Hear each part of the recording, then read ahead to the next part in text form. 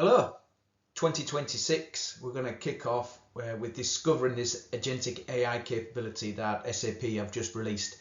2025, middle of December, Joule Studio was released with agentic capabilities. So for the purpose of this very short introduction, I'm going to show you actually what you can do with it based on the Discovery Center that SAP always provide you with. So in the Discovery Center, that's the central point for anything BTP. If we type in agent here and search for its capabilities, we can see something there called Build Custom AI Agents. In there, it gives you an overview of how to create your own custom agents using the Build Studio. And there's a project board. Looks comprehensive, but actually you can get this running up relatively quickly if you've got some previous experience. If not, just take your time and go through and select this mission. It's really useful on how to do that, and it takes you methodically through what you need to do to set everything up. So it's really simple. So the first demo that we're going to show you is that mission from SAP.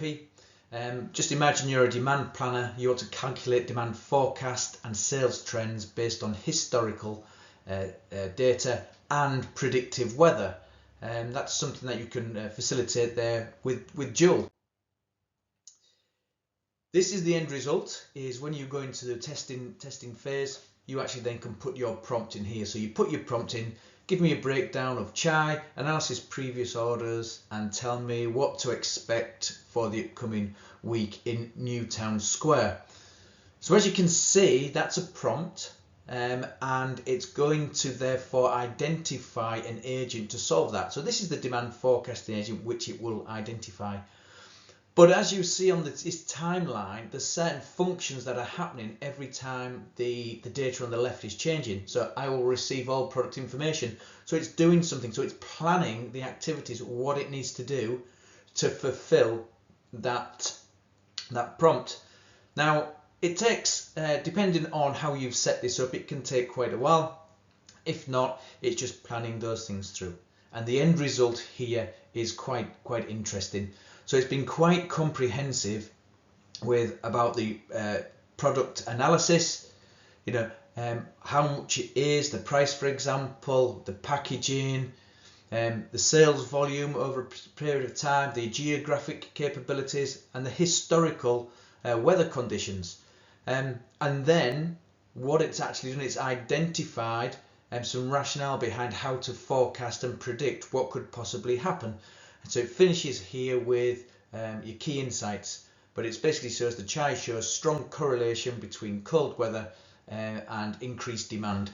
So the bottom line is expect above average chai demand in Newtown this week due to sustained cold temperatures. That's really fascinating of how we did that. But overall, what you're actually seeing with that agent is the ability to retrieve product and customer order details. It's actually checking historical and forecasted weather data to determine seasonal trends. It's identifying demand shifts for product based on recent trends, order data and weather, and providing clear business recommendations for adjustments to product properties such as price or stock. Now, that sounds very complex, and as a consumer of the technology, you think, well, I need a whole agentic department in my IT department to help me create this. It's not actually the case, because if you obviously know about SAP Build, it has the capability of low code and generative AI capabilities. So what does this agent actually look like? So like we said before, it looks complex, but actually in reality, it's actually a lot simpler than that. So we've got some expertise. So the expertise and instructions is an identification of what it does and what to do. It's also got some model settings. So you can pick and choose your large language models as you need. You've got some pre-processing and post-processing steps. And then you've got some tools and some NPC servers which you can do, and there's more on that later in upcoming upcoming content. But the idea with the tools itself is that it identifies any dual skills that are relevant for you and uses them in the agent, and then also you can add other tools such as calculators or documents, etc. as well. So in summary, this is what the agent does. You do not instruct in a linear fashion or a process fashion what the agent should do.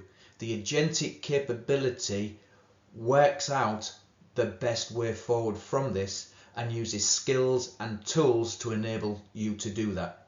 That's very important to understand.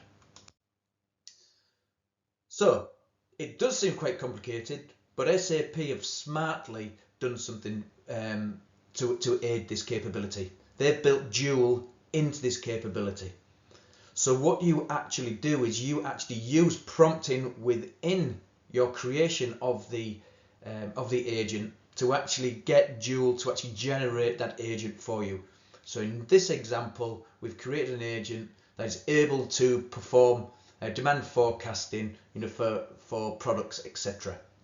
And what it will do, it will start to generate all those use cases and put together how the agent is going to work. But this is the first time I ever ran this, and I just wanted to be very transparent with what I experienced. So first of all, it confirmed, do you really want to do this? It's sort of some form of understanding of what I'm asking. And I was confident with that, and I said yes. But what I found next, which was quite interesting, was that it didn't quite understand the context, even though I said yes. And so it plays me back in a short moment that it doesn't really understand what I'm doing. So I thought, well, this is the first time that I've used it. How do I make this better or work it out even better? So I just put the prompt in again. I pumped the prompt in again and let it run, and let it run and see what happened. And on that second prompt time, it actually recognized what I wanted to do.